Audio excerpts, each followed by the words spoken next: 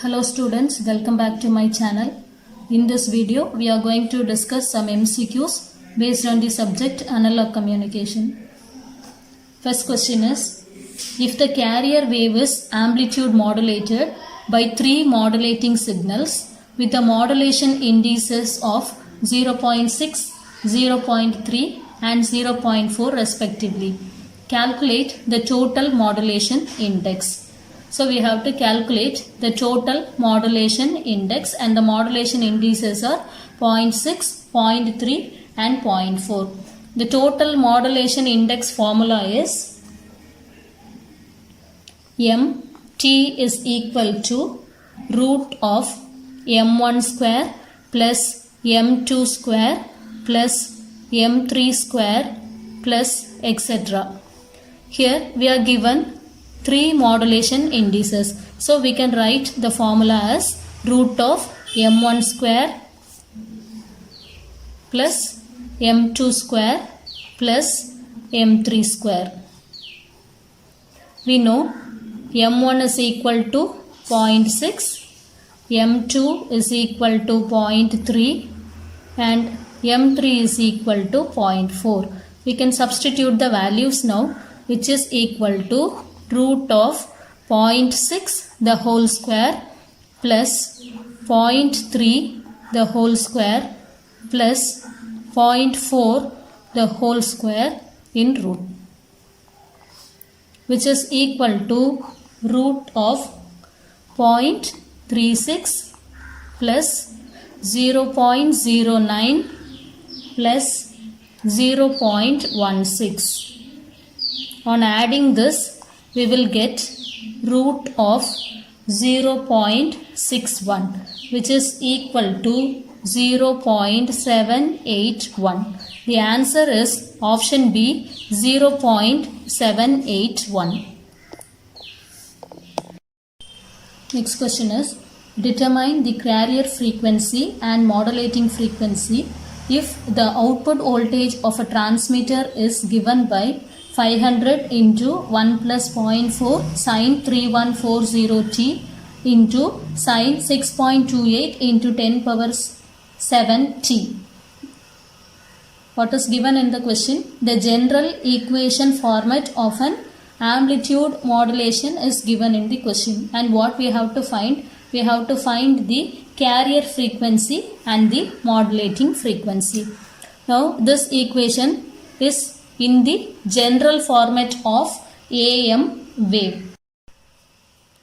So the general equation is given by EAM is equal to EC into 1 plus M sin omega MT into sin omega CT. This is the general solution. Now compare this general equation with the given equation. Then this is EC.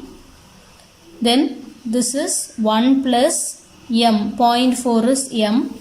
Then sin omega MT. Here this is sin omega CT. So what are the values?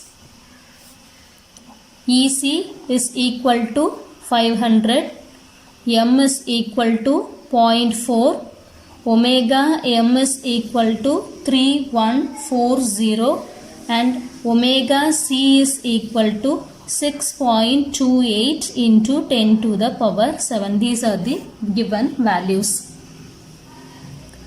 Now we have to find the carrier frequency and modulating frequency. The carrier frequency is given by formula Fc is equal to omega C by 2 pi. Now we can substitute the values.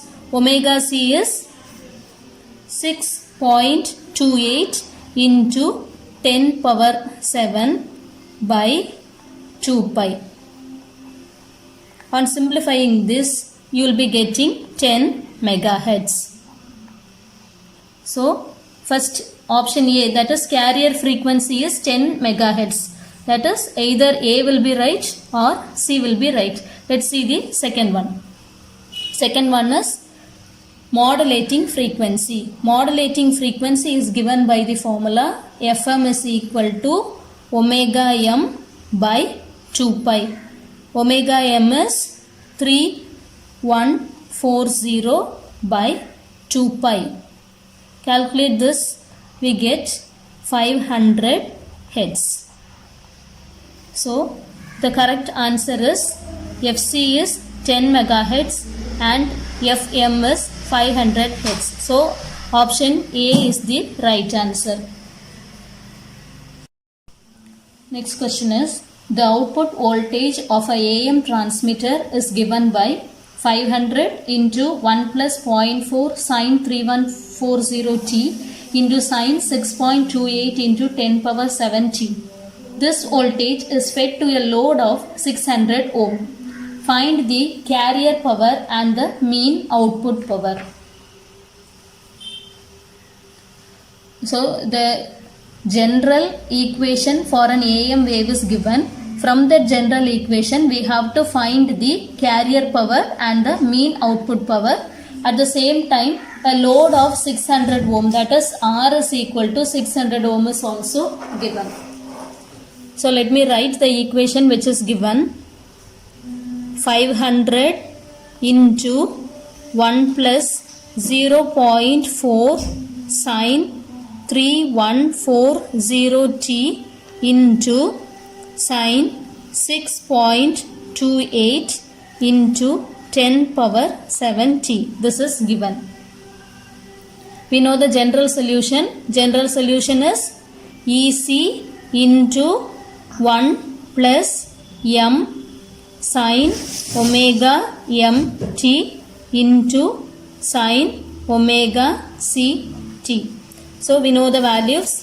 EC is equal to 500, m is equal to 0.4, omega m is equal to 3140, omega c is equal to 6.28 into 10 to the power 7.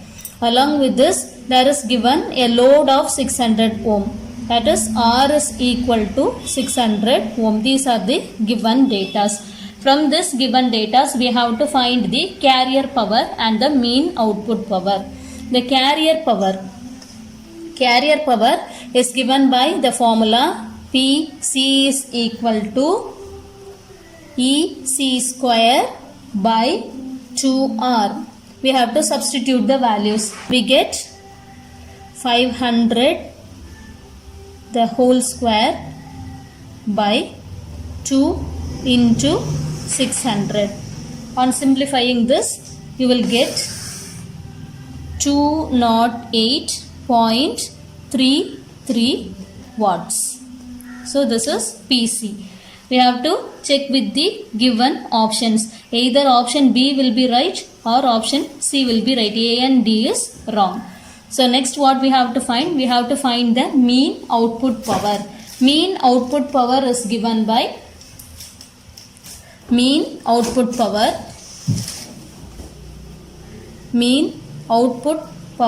is given by the formula EC square by 2R, EC square by 2R into 1 plus m square by 2.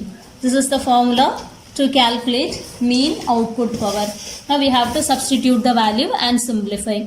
By substituting the values, we get EC square by 2R value is 208.33 watts. So you have to substitute 208.33 into 1 plus m is 0.4. 0.4 the whole square divided by 2. Simplifying this, we will get 225 watts. So the answer is option C, 208.33 watt and 225 watt. Next question.